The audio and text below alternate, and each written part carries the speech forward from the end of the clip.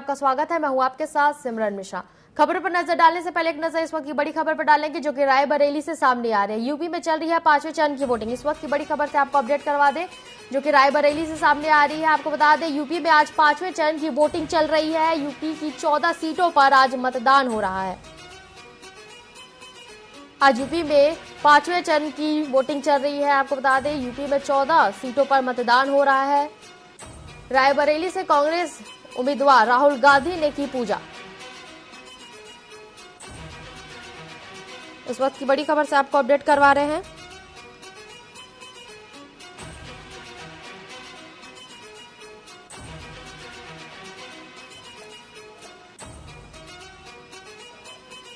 UP में चल रही है 5वें चरण की वोटिंग। इस वक्त की बड़ी खबर आपको रायबरेली से बता रहे हैं। रायबरेली उम्मीदवार राहुल गांधी ने की पूजा। यूपी की 14 सीटों पर मतदान चल रहा है।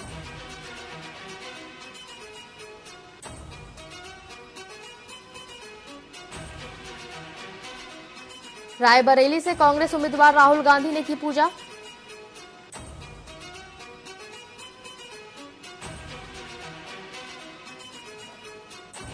पिपलेश्वर हनुमान मंदिर में दर्शन कर लिया आशीर्वाद।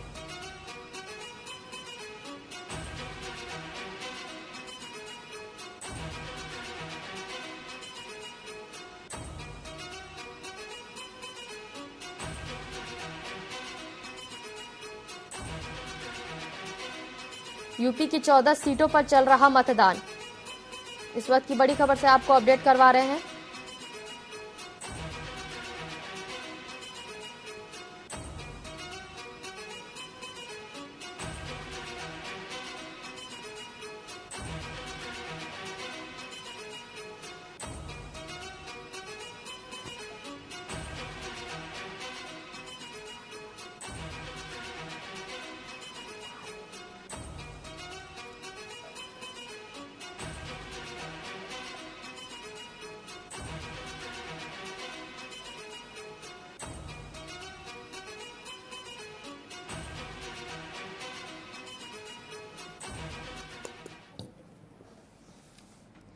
इस खबर पर अधिक जानकारी के लिए हमारे साथ हमारे स्टेट हेड शत्रुघ्न सिंह राठौर और बाराबंकी से हमारे संवाददाता श्रवण चौहान हमारे साथ जुड़ चुके हैं। जी शत्रुघ्न जी, क्या माहौल बना है? आज लोकसभा चुनाव होने हैं। यूपी में आज 5वें चरण की चुनाव चल रही है। 14 लोकसभा सीटों पर चुनाव हो रहे हैं। अभी क्या माहौल बना हुआ है मतदान करने के लिए? मतदान केंद्र में कितने लोग हैं? उनकी क्या राय है? किस तरफ उनका झुकाव है? किस पार्टी को वो जिताना चाहती है? क्या उनका बेसिक मुद्दा है इस बार लोकसभा चुनाव को लेकर? इस समय देखिए 4 चरण के चुनाव के बाद जो 5वें चरण की वोटिंग हो रही है, 14 सीटों पर उत्तर प्रदेश में चुनाव हो रहा है। 14 सीटें वो हैं जो बहुत इस समय हाईलाइट हैं पूरे मतलब हिंदुस्तान की, पूरे भारत की छोड़िए, पूरे विदेशों की भी इन सीटों पर नजर है। जैसे इसमें सबसे बड़ी जो है रायबरेली सीट है जहां से राहुल गांधी चुनाव लड़ रहे हैं, उस सीट पे नजर है। विदेशों की भी, पाकिस्तान की भी नजर है ये कहिए। तो वहां पे एक बहुत पॉपुलर है इस समय रायबरेली सीट जहां से राहुल गांधी लड़ रहे हैं। उनके खिलाफ दिनेश प्रताप सिंह है जो उत्तर प्रदेश सरकार में मंत्री हैं। लास्ट टाइम में भी वो चुनाव लड़े थे सोनिया गांधी के खिलाफ और उस समय वो सोनिया गांधी से लगभग 3.5 लाख वोटों से हार गए थे। लेकिन इस बार उनका ये मानना है कि इस बार वो चुनाव जीतेंगे क्योंकि मनोज पांडे ऊंचाहार सीट जो पड़ती है, ऊंचाहार से जो मनोज पांडे विधायक थे समाजवादी पार्टी के, वो इस समय भारतीय जनता पार्टी के साथ आ गए हैं।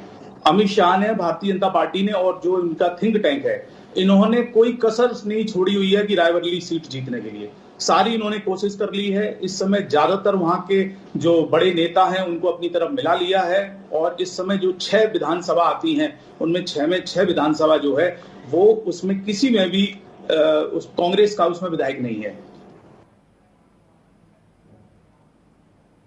भारतीय जनता पार्टी के लिए भी कोई भी विधायक नहीं है उनके पास। और इस वजह से भारतीय जनता पार्टी ये चाह रही है कि किसी भी तरह राहुल गांधी को रायबरेली से भी हरा दिया जाए, क्योंकि लास्ट टाइम पिछले चुनाव में 2019 में अमेठी से राहुल गांधी चुनाव हार गए थे। उन्हें स्मृति ईरानी ने चुनाव हराया था। लेकिन दोनों सीटें बिल्कुल अगल बगल हैं। रायबरेली और अमेठी बिल्कुल आसपास सीटें हैं, दोनों ही सीटें कांग्रेस की ये मानना जाता है कि इनकी पैतृक सीट है, इनकी पुरानी सीट है, इनकी पारिवारिक सीट है, इनके परिवार का कोई ना कोई आदमी यहां से हमेशा सांसद रहा है और इस वजह से दोनों सीटों पे प्रेस्टीज इशू बनी हुई है कि अगर राहुल गांधी यहां से रायबरेली से चुनाव हार जाते हैं तो ये मानिए कि कांग्रेस का मनोबल टूट जाएगा, कांग्रेस के लिए एक बहुत बड़ा ड्रॉबैक होगा अगर वो चुनाव हार जाते हैं। और स्मृति ईरानी को ऐसा लगता है कि जैसे उनको वॉकओवर मिल गया हो, अमेठी से वो लड़ रही हैं, उनके खिलाफ केएल शर्मा लड़ रहे हैं, लेकिन रायबरेली की हवा और प्रियंका गांधी की मेहनत, प्रियंका गांधी इस समय चुनाव को उन्होंने बिल्कुल नेट टू नेट ला दिया है। अमेठी में भी कांटे की टक्कर हो रही है क्योंकि प्रियंका गांधी ने जब से नामांकन हुआ है तब से उन्होंने वहां कैंप कर रखा है। पूरी कोशिश प्रियंका गांधी की दोनों सीटों पे लड़ने की है। अच्छा, तीसरी सीट सबसे इंपोर्टेंट है जहां से भारत के रक्षा मंत्री राजनाथ सिंह चुनाव लड़ रहे हैं, लखनऊ से। वो एक ऐसी सीट है जिसपे अटल जी पहले रहे, लालजी टंडन रहे।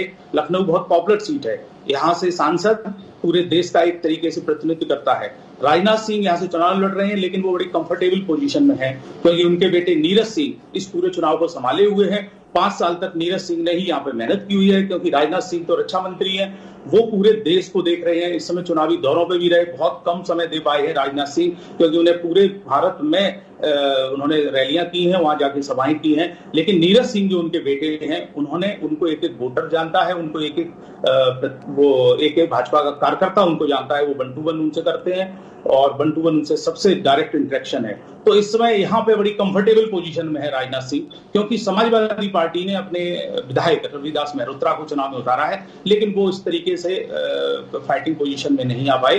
वो तो बाकी का तो 4 तारीख को पता चलेगा। लेकिन जो दिखाई दे रहा है वो ये है कि लखनऊ में राजनाथ सिंह बहुत कंफर्टेबल पोजीशन में है और उनके साथ क्योंकि क्राउड भी है और लोग भी हैं। तीसरी एक सीट इस समय क्या है, बेटों का भी चुनाव है। बेटे आर्य पारिवारिक जो है, पीएल पुनिया ने अपने बेटे बाराबंकी से तनुज पुनिया को उतारा है, जहां पे एक अभी इश्यू हुआ था कि राहुल गांधी को जाना था लेकिन राहुल गांधी वहां पे उनका हेलीकॉप्टर नहीं उतरा, राहुल गांधी नहीं पहुंचे।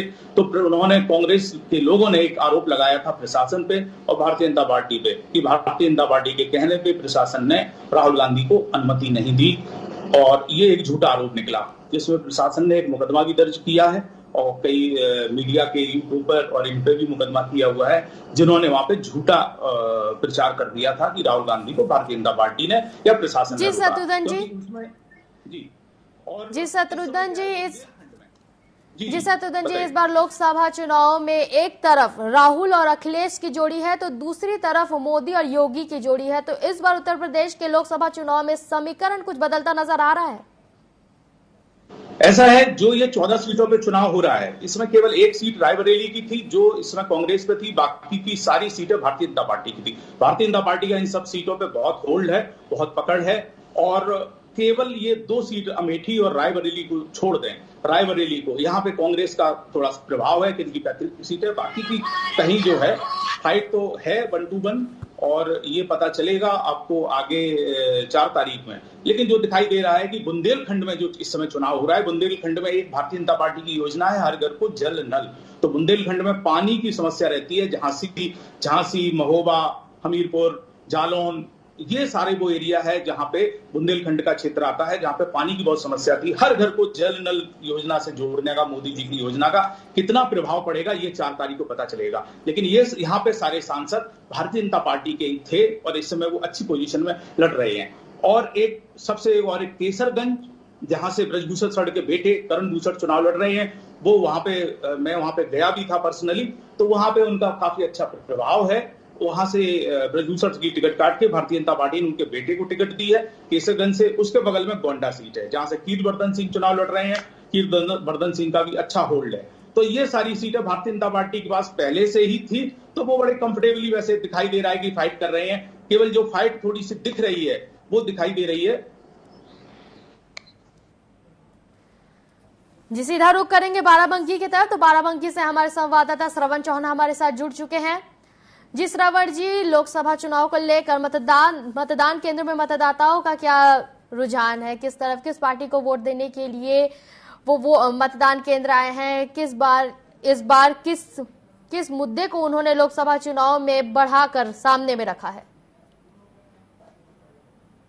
आपको हम बता दें कि जो ये लोकसभा जनपद बाराबंकी है, यहाँ पर जो वोटर्स हैं उनमें काफी ज्यादा मतदान करने को लेकर उत्साह देखने को मिला।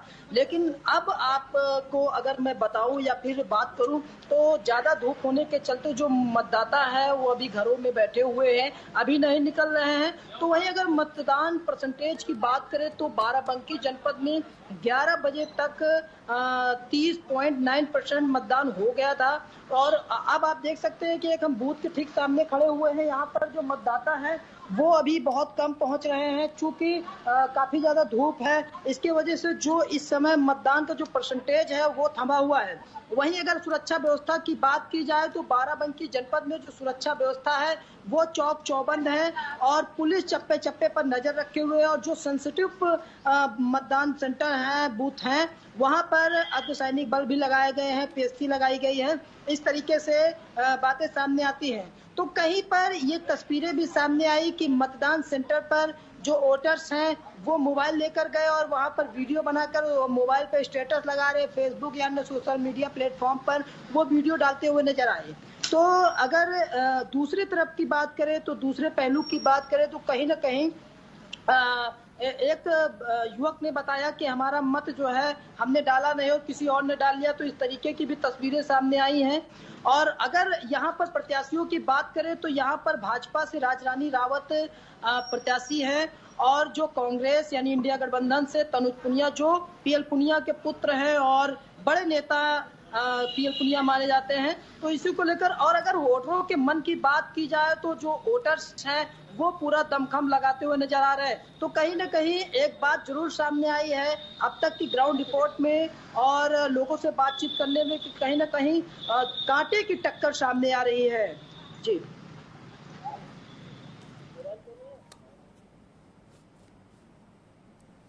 जी श्रवण जी, आपके पीछे अगर लोग हैं तो उनसे भी जानना चाहेंगे उनकी क्या राय है, क्या मुद्दे हैं, लोगों से उनकी राय जानना चाहेंगे। हम उनसे बात करने की कोशिश करते हैं। फिलहाल यहाँ पर आप देख सकते हैं कि यहाँ पर कोई विशेष नहीं बचा है धूप के चलते, लेकिन एक युवक है, हम इनसे बात करने की कोशिश करते हैं। कमल जी है, ये बताइए कि जो मतदान है कैसा चल रहा है और आपने मतदान किया? मतदान बढ़िया चल रहा, अभी हमने नहीं किया, देख रेख में जुटे हुए हैं। अच्छा, यानी आप मतदान करेंगे अभी? हाँ करेंगे। अच्छा, ये बताइए ये थम क्यों गया है? अब धूप के कारण आदमी कम आ रहे हैं लोग यहाँ पर। अच्छा, आपको लगता है कि जो मतदान का परसेंटेज है वो बढ़ता जाएगा? हाँ बढ़ेगा। अच्छा, तो ये आप देख सकते हैं कि जो वोटर्स हैं वो अभी जो है धूप के चलते निकल नहीं पा रहे। और ये आप देख सकते हैं कि बाराबंकी जनपद के कोठी कस्बे में ये मतदान सेंटर है जहां पर हम खड़े हुए हैं। और यहाँ पे आप देखिए कि बिल्कुल जो वोटर्स हैं वो नहीं दिख रहे हैं, मतदान करने नहीं आ रहे हैं। वहीं अगर सुरक्षा व्यवस्था की बात की जाए तो जो पुलिसकर्मी हैं वो चप्पे चप्पे पर नजर रखे हुए, चप्पे पर तैनात है। तो वही अधिकारी कर्मचारी आप देखिए कि पूरी जिम्मेदारी के साथ में यहाँ पर बैठे हुए हैं और बैठी हुई अपनी ड्यूटी निभा रही हैं। तो इस तरीके की तस्वीरें हैं। और यहाँ पे आपको हम दिखाते हैं कि जो वोटर्स हैं, आप देखिए कि सबसे पहले पुलिसकर्मी उनको चेक करते हैं। हम इनसे बात करने की कोशिश करते हैं। भाई साहब, क्या नाम है आपका? हंसराज। हंसराज जी, आप ये बताइए कि वोट बहुत धूप में करने आए हैं जी। अच्छा, क्या लगता है आपके बाद? अच्छा, मतदान का परसेंटेज बढ़ाएंगे आप सब लोग जी? तो आप देखिए कि आप ये धीरे धीरे जो मतदाता हैं वो निकलते चले जा रहे हैं और घर से निकलते हुए आ रहे हैं और जो महिलाएं हैं वो भी आ रही हैं। आप देखिए कि ये एक अच्छी तस्वीर आपको हम दिखाने का काम कर रहे हैं। जी श्रवण, सुबह से आप भी मतदान केंद्र में बने हुए हैं। लोगों के मन में किस पार्टी को लेकर माहौल बना हुआ है, किस पार्टी को लेकर इस चुनाव में किस पार्टी को लेकर इस चुनाव में वो वोट डालने के लिए आए होंगे?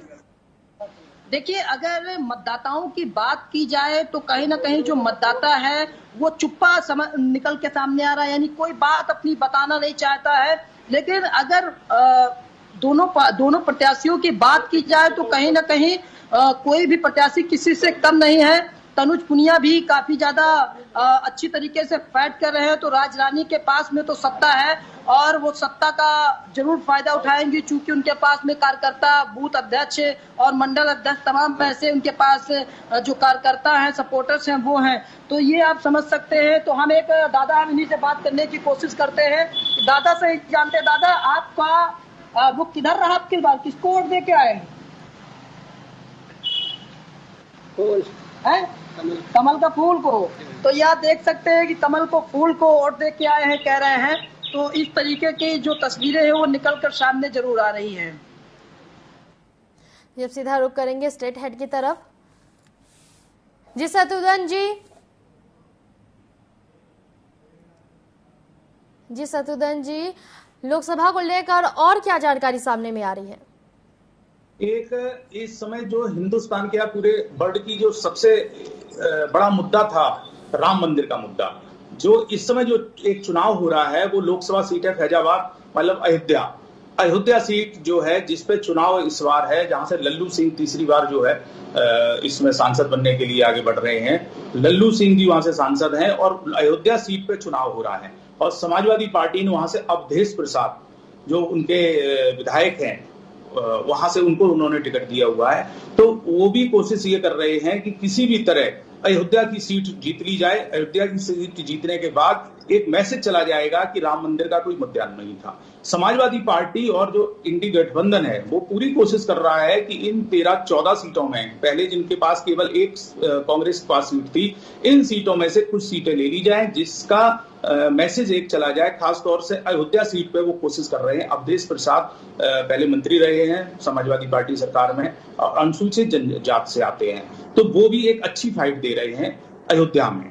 और समाजवादी पार्टी ने जो इस बार टिकट दिए हैं अपने कुछ विधायकों, सिटिंग विधायकों को दिया है टिकट, और उन्होंने अपने पूर्व मंत्रियों को टिकट दी है। तो इस समय फाइट जो है बहुत अच्छी बनी हुई है। अब ये देखना पड़ेगा, ये तो वोटर बताएगा, क्योंकि जो मेरा अनुमान है 15% जो वोटर है वो साइलेंट वोटर है, वो नहीं बता रहा है, वो नहीं खुल के आ रहा है कि वो किधर वोट जा रहा है, जिस वजह से नेट टू नेट फाइट दिखाई जा रही है। ये 15% वोट जिधर जाएगा, जो साइलेंट वोटर जिसको कहेंगे, वो ही राजा बनेगा, वो ही सांसद बनेगा, उनका ही प्रधानमंत्री बनेगा। 14 सीटों में जो इस समय गोंडा, केसरगंज, ये सब भाजपा की बहुत मजबूत रही है। मैंने बताई दी आपको।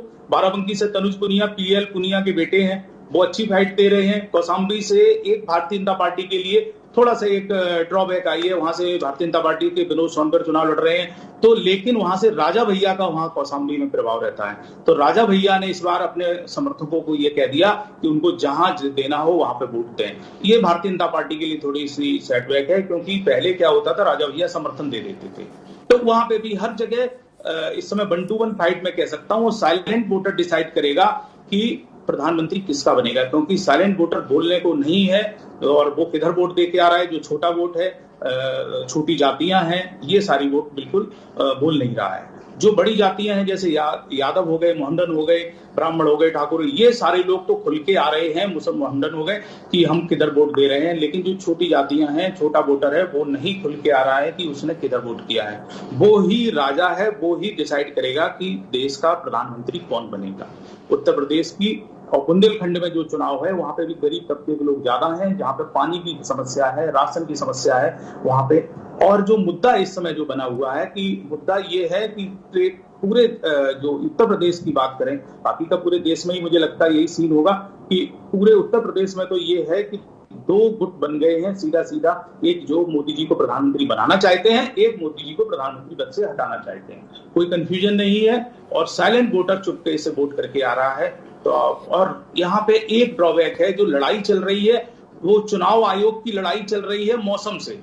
इस समय धूप इतनी ज्यादा है, 45 डिग्री टेम्परेचर है, बाहर जाके लोग अब आना बंद कर जाएंगे, क्योंकि टेम्परेचर 44 डिग्री 45 डिग्री टेम्परेचर में चल के आना, फिर लाइन में लगना वो संभव नहीं है। ये थोड़ा सा मतदान प्रतिशत कम होने की संभावना है। सुबह तो सारे बूथों पे लाइन लगी हुई थी, 12 बजे तक सारे बूथों पे बहुत लाइन लगी हुई थी, एकदम सारे लोग उमड़ पड़े थे कि जल्दी से अपना वोट डाल दें। लेकिन अब जो जाके बूथों से थोड़ी सी गर्मी की वजह से अब जो वोटर आएगा वो 2 बजे से 3 बजे के बाद आएगा, जो मेरा अनुमान है इस समय जो है। और संभावना जो है बहुत ज्यादा परसेंटेज रहने की यहाँ पे लगता नहीं है मुझे कि परसेंटेज कोई बहुत ज्यादा बढ़ेगा। जो लास्ट फेज में रहा था वही परसेंटेज रहने की संभावना है। लखनऊ प्रशासन ने तो यहाँ पे एक कार्निवल भी करवाया था, मतदाता कार्निवल, बहुत सारे प्रोग्राम लिए हुए, अपील भी हुए। लेकिन ये है कि सारे धूप इतनी ज्यादा है कि आदमी दूर से एक तो बूथ पे आना, फिर लाइन में लगना, वो थोड़ा सा मुझे संभव नहीं दिखाई दे रहा। परसेंटेज नॉर्मली रहेगा, वही जाएगा 55 और 60 के बीच जाएगा, ये अनुमान है हमारा। जी जी शत्रुघ्न जी, तमाम जानकारियों के लिए आपका धन्यवाद। आपको बता दें, आज उत्तर प्रदेश में 5वें चरण का लोकसभा मतदान हो रहा है। इसमें 14 सीटें, उत्तर प्रदेश की 14 सीटों पर मतदान हो रहा है। हमारे स्टेट हेड ने बताया कि आज यूपी में लोकसभा चुनाव को लेकर क्या माहौल बना हुआ है। इसके अलावा बाराबंकी से हमारे संवाददाता ने हमें चुनाव मतदान केंद्र में मतदाताओं से और चुनाव से जुड़े तमाम अपडेट्स दिए। न्यूज अपडेट में फिलहाल के लिए इतना ही। बने रहिए टीवी 24 के साथ। नमस्कार।